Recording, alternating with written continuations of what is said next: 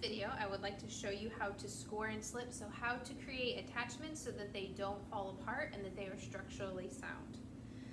Anytime you are going to join two pieces of clay, in this case I'm going to take a pinch pot that I cut in half and I'm going to piece it back together. Anytime or any place where the clay touches another piece of clay, you want to score it. Scoring is the act of putting surface scratches on the surface of your clay. So what I'm going to do here is I'm just going to take my needle tool and I'm going to scratch the surface one way, and then I'm going to go back around and I'm going to scratch it in the opposite direction so that I've made X's.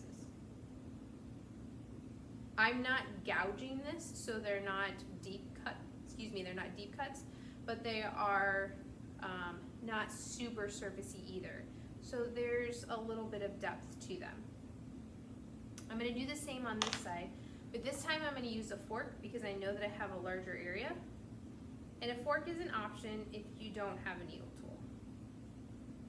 I like the forks because you've got multiple prongs at a time, creating scratches and really scoring the surface really nice.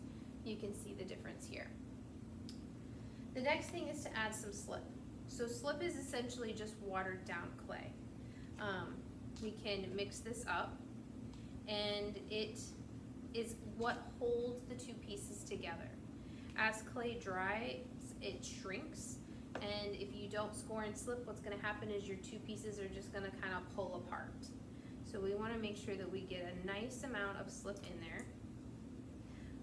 For a rule for my class is you really only need to slip one side if your piece is relatively plastic. As it starts to harden, sometimes you need a little bit extra, but you just need enough to get right into the surface.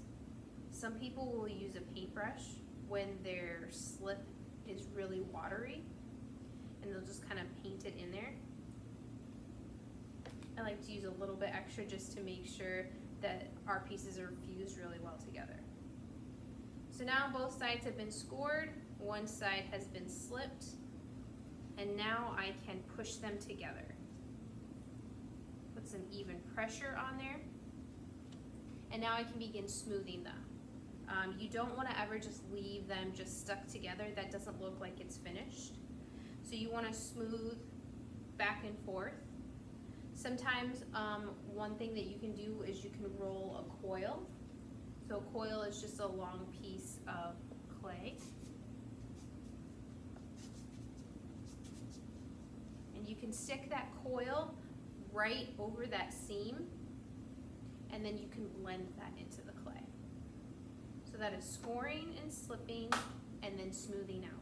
We always score and slip, smooth out when we join two pieces of clay anytime we have an attachment.